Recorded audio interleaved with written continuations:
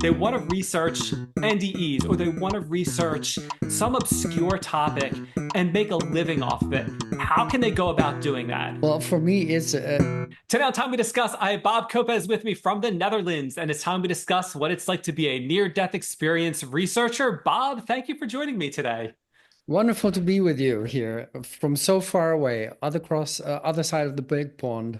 I love it. This is awesome. I love talking to people all over the world. I've spoken to a number of people in the UK. I spoke to a woman in Australia, someone in Switzerland. I just love that. It's really, really cool. We live in a wonderful time where we can do this sort of thing. It's everything is getting closer to each other. That's nice. It certainly is. It certainly is. So let's start foundation. Near-death experiences. How did you get started as a researcher of near-death experiences? It's a very niche topic. I was studying in Groningen, that's in the Netherlands somewhere, economics. That's what I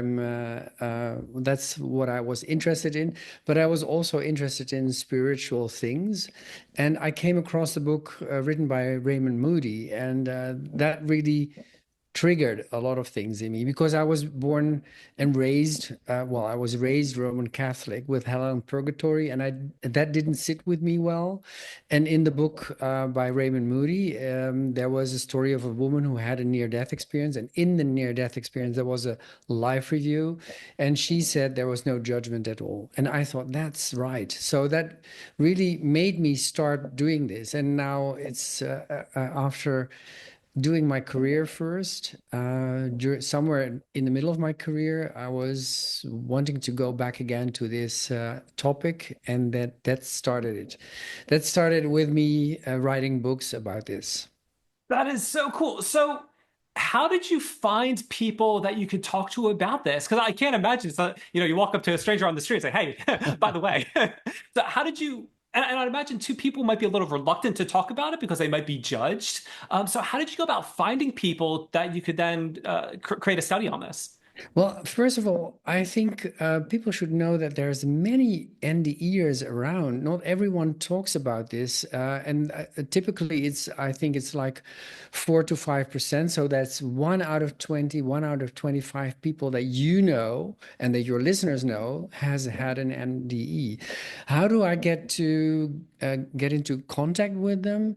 There are organizations around the world. In the United States, it's the International Association for Near-Death Studies. They have conferences and symposiums. If you go there, you can go there also without having had an NDE, but you meet people there, and that's what it started for me. And also in the Netherlands, there is an organization that does these kind of things. You have websites where you can find stories like ION's website, ions.org. You can go there and then find a lot of stories. NDERF, the Near Death Experience Research Fund.org. People can find stories everywhere. Just hit NDE on your computer and you will find something. I was speaking with Joshua Chairs. He's a paranormal investigator here in the States. And his team, he has a team of people. And I was saying to him during our conversation, the idea that, there's so much that we don't know. Like, I truly believe there's so much out there we just don't know. I mean, we're discovering new things, almost daily, probably. So I find this stuff like so fascinating. It's just like completely untapped and it's so new still. But it's not really new. It started 50 years ago. We have an anniversary because of the book of Raymond Moody. He really coined the term or the phrase near-death experiences, and that's exactly 50 years ago. So that will be in our conference of IONS in Chicago at the end of August. That's the weekend of Labor Day. People can go there. It's really nice to meet a lot of those people there, and there's a lot of research going on. So it's not really a tacky or a woo-woo kind of subject. There's real serious research going on there, and there's wonderful outcome of it. That is awesome. Okay, so let's talk about because like I'm genuinely interested in this topic. So when there are two schools of thought that I'm familiar with. The one is that when you're dying, when your brain is dying, you have the brains firing off these random random electrical activity. And that's what a near-death experience is. And then you have other people where it's like, no, I was in the operating room, I was above my body, I saw what was going, and they talk about things that they saw. Yeah. So what's been your experience like with that and people? What's the question I want to ask here? Well, I can answer your non your this question. The point is that for me as a researcher, I was educated in economics, but that doesn't matter. I want to have proof of things. I want to understand things. These will otherwise just remain fairy tales because they are wonderful fairy tales. You get to see the light. There's a lot of unconditional love and stuff, and etc. But the thing is, I wanted to know for sure if it's real. And I found there is good research on this. There are those veridical observations. I'll explain what they are. They are verifiable out-of-body experiences, and there are so many of those that they give you circumstantial evidence that these NDEs must have a solid basis. And I'll give you. There are two kinds, in my opinion. I'll give you some examples. A veridical observation, so it's something that is veridical, it's real, it's true. Those are people that exit their body because of a medical critical situation or some other reason. They go out of their body, and then if typically, let's say in an operating room, they could look down on what the doctors are doing. They overhear the conversations that are going on. They see what they do. They see the whole procedure, and later on they can tell what the procedure is. They can tell what the stories are. That is, in my opinion, category one veridical observation because it's still on Earth. There are many of those observations that have been verified independently. That is important to have to call it a veridical observation. It needs to be confirmed by someone else. Just to give you an example, there was a doctor who, during the operation, didn't want to contaminate his hands, so he put his hands to his chest and pointed at the tools that he wanted to use for the nurses. The patient was out. It was not conscious. But he saw everything and later told the doctor, you were doing this kind of stuff. And why was that?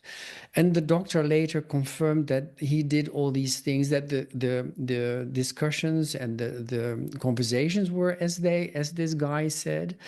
There are many of these kind of examples. There's a book also published by IANS with hundreds of those cases. But the second category of veridical observations are observations where something is seen on the other side. Typically with near-death experiences, people say they go to the other side. They are not on Earth. There's an other world environment, otherworldly environment, not of our world, with love and light and deceased relatives, for instance. And they get information there. And I'll give you an example there. There's many of those examples, but I'll just give you one. This person, the woman, had her near-death experience as a consequence of a medical critical situation in a hospital. Then she was roaming through the hospital. She could see a number of things. Those were confirmed later on independently. So those are category one. But she was also on the other side. She said, I met deceased relatives and I met a baby boy, a person who was a baby boy and presented himself as a baby and said to her, remember how I look like, remember the clothes I'm wearing, and tell your father. And she went, when she was resuscitated later and recovered, and so she talked to her father and she said, well, she said what happened with the baby boy, what he said. And then the father said, that's correct. We never spoke about your brother who was born before you, who died within a few hours or a day or so, because we didn't want to talk about him. But he was there. He existed, and apparently she met him. And there are many of these kind of examples, and they give me confidence that these experiences, near-death experiences, have a real solid basis. That is so fascinating. So you talked about, I believe you used the actual phrase "leaving the body," I think is what you said, Yes, which yes. made me think of this. What has been your experience with people that have done like astral projection or claim they do astral projection and the similarities between that and NDEs? Have you experienced anything like that in conversations?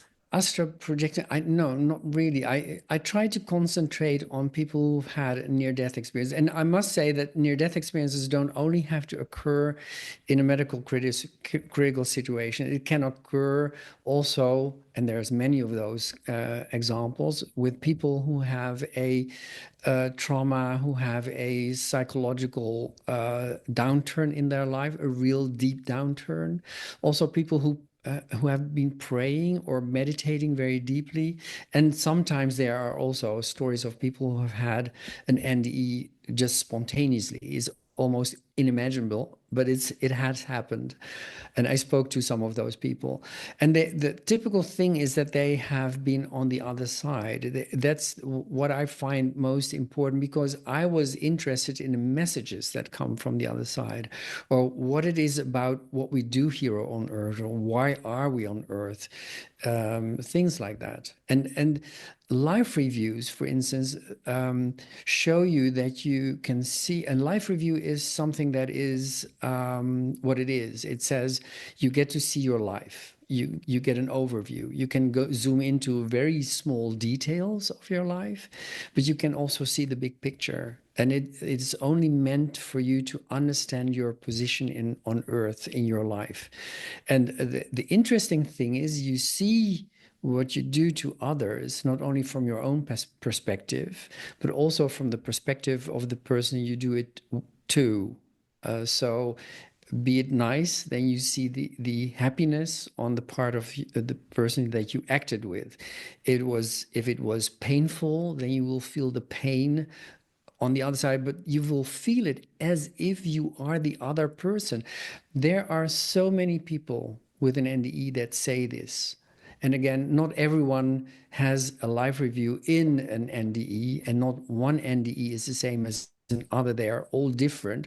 But life reviews have been reported so often, and this is something that really sticks out for me. Yeah, I've read a number of different books, and I've seen a number of different videos and listened to a number of different interviews where people talk about their experience. And I remember hearing about that life review. And specifically, the thing that struck me was if you do something that was painful to someone, you get to like feel or understand what that really felt like for them. And it's very eye-opening, that concept of it. I did Yeah, have a and I question. want Go. to stress also that there is no judgment on that side. It's there. If you see your life, you see the horrible things that you might have done. I mean, everyone has done stupid things or painful things to others. You will not be judged. That is what I understand from all these NDEs. There's no judgment there, and that the reason for your life review is more that you understand what you did, or why you or your position on Earth, your relations. That was the only thing you need to know. What happens when you get people that they give conflicting reports? So when someone says, they saw the equivalent of like a god being or the equivalent like of the evil entity, whereas like other people don't see that. Do you have a way of like rationalizing that, I guess? A small subset of NDEs are distressing. So they range from fear of moving so quickly through a tunnel to hanging in a dark void. Some people really love being in the dark void because there's love there. Some people fear the emptiness and feel that they will be there forever. And some people do meet evil or hellish or devil-like creatures.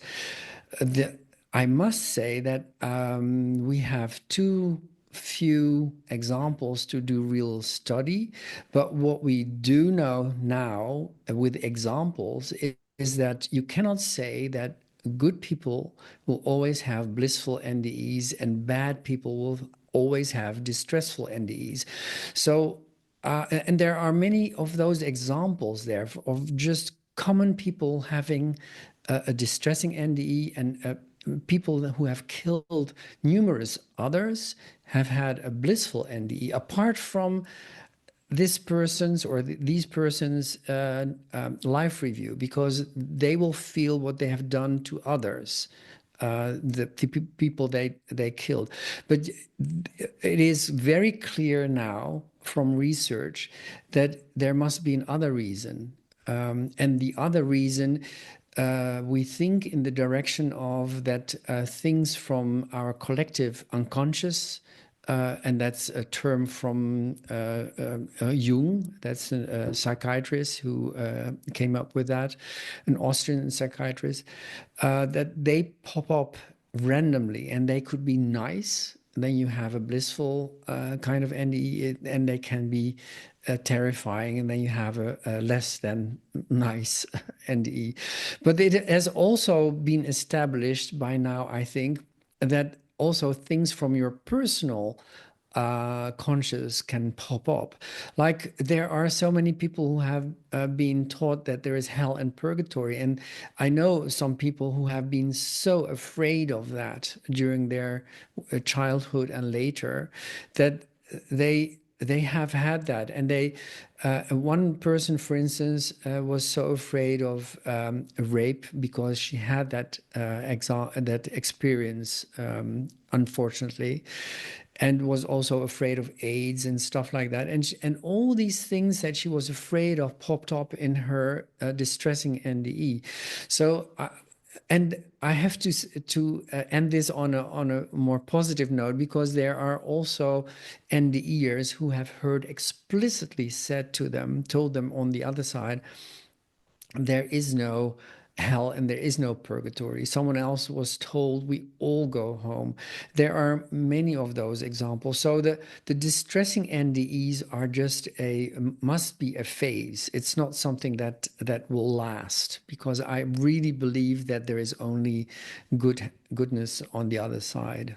I could listen to you talk about this for such a long time because like that, a very, very strong interest in this type of thing, the stuff we don't understand. Just absolutely love it. But I want to talk about this as a job opportunity, as a career. How can someone, if they want to do something like what you're doing, they want to research NDEs or they want to research some obscure topic and make a living off of it? How can they go about doing that? Is it possible to make a decent living researching NDEs and only doing that, or do you need some other form of income? Is this a retirement job? How can someone turn this into a career? Well, for me, it's a job on the side. It has always been a job on the side. I've been in banking, in commercial banking. I've had clients in commercial banks. I was in central banking. That was the later job. I was supervising banks in insurance companies. I've been monitoring the financial system throughout the world as one of the jobs that I did. And on the side, I did these things in my spare time, in my free time at home. And because I was so interested in it. So, what the message is here, I suppose, is that if you are interested in anything, uh, outside your job, then maybe just go for it. And you don't have to write books about it. But if you just like it, I don't know, needlework or making cars or doing something else, I don't know. Uh, if that's your interest, then go for it. I think we need to go for things that make us happy, because we need to experience life as well. Actually, one of the NDEers that had a conversation with God, she said there was a little girl who was having her NDE. She said later, she said, I talked to God. It was an elderly man there on the other side, and it couldn't have been anyone else. And then she said that God had given her a recipe for life with four ingredients, and they are love, be loved, just be, and experience life. So just be is easy. You can just sit on a chair and do that. But the experience life part is just go for the things that you love, that you like to do. And love and be loved, you need to do something for it. It's a verb. You need to work. Let's talk about converting your research into books. Yes. But because it's such a very narrow focus, how difficult was that to get books published on this topic? Was it relatively painless? Did you self-publish? Did you go through a traditional publisher? What was that like for you? Well, I live in the Netherlands, so my first book was in Dutch, and I found a publisher after a little struggle, but I found a very nice publisher. The thing is, it was my interest. So what I did was to compare religions with NDEs, and that got out of hand. I had so much material, and I had to study all these religions, the five big main religions. So I thought, well, maybe write a book out of it. So that's what I did on the side of my daytime job, and that went into a book. And that was then I thought I discovered in the U.S. this organization IONS, and I thought, well, maybe just translate it and then try to publish it there, and that went well. And then the latest book is about in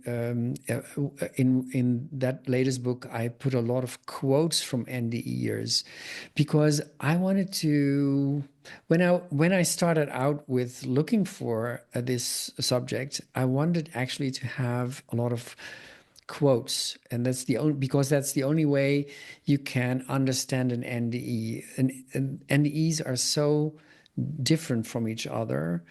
There are some facts that reoccur, like the unconditional love, feeling oneness, and also that there is the feeling, or not the certainty, I should say, on the part of the NDEers that life continues after death. Those things are play out always, and for the rest they are different. But um, I wanted to compare that, so that's what no, I wanted to have that in quotes in a book and organize them according to topics like life reviews, like oneness, uh, the love, the unconditional love, the light. Why are we on earth? How do you get out of your body? How do you get into your body? What are the after effects? Those are some of the topics that reoccur. And I wanted to have so many of those quotes that would be that I could show. And this actually is the book then that I wrote recently. It's impressions. It gives you an impression of a near-death experience, and that's what it is. You cannot really get a real definition of an NDE. You can only have a lot of quotes, and I leave it up to the reader to come to their own conclusion. Let's talk about the first person. If you can go back this far, if you can remember, the first person you spoke to that had an NDE. How did that conversation go? How did that all unfold? Ooh, that's a really difficult question. I've spoken to so many NDEers, and the first one, oh yeah, of course, yeah, it was Tienke Klein. It's a woman from Amsterdam, and she had her NDE as a consequence of, well, she was in a concentration camp in Indonesia. We had Indonesia as a colony, the Netherlands, and the Japanese were there. The Second World War, Japanese concentration camps. She had cholera. She left her body, and she heard being told to her that this is not real. What you see on Earth, it is just a game that adults play. The whole world. And also she had the feeling of the light and whatever. So she as a child, I think she was 6 years old. For her, that was a life-changing event.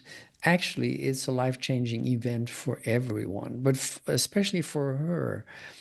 And it was a very interesting discussion that I had with her.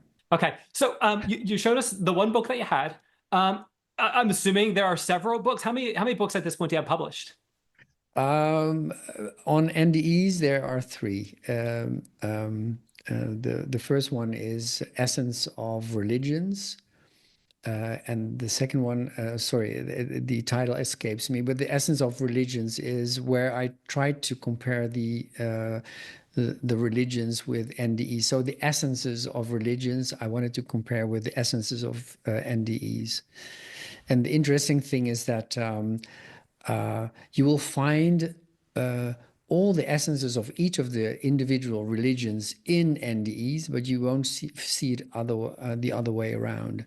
And to give you an example, Hinduism, for instance, is a religion that thinks that believes that we all have God within us, and that the big unified God is the one that overarches everything.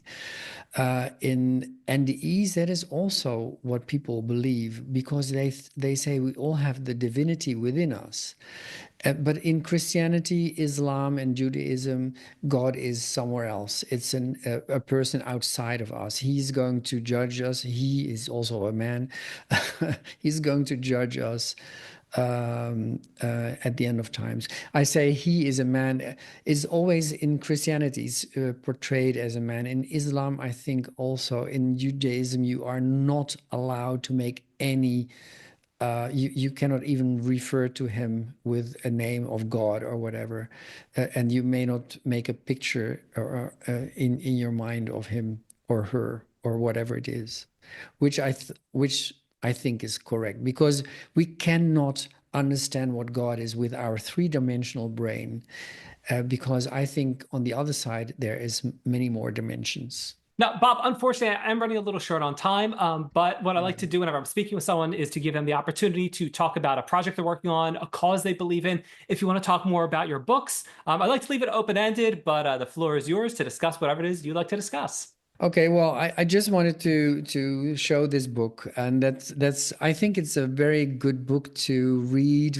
if you want to understand more about near-death experiences, because it gives you an overview of the main topics, as I mentioned before, and there are so many eye-opening eye openers there, and quotes that give you the eye openers. You will be astonished if you read a number of these quotes. That is awesome. I'll make sure I get the appropriate links from you. I'll put them on the website. They'll be in the show notes. They'll be all over the place. So when people are trying to find that information, they can easily find that. Bob, it's been absolutely awesome having you on Time We Discussed, and we learned what it's like to be a researcher of NDEs. Wonderful to be with you, and I loved your questions.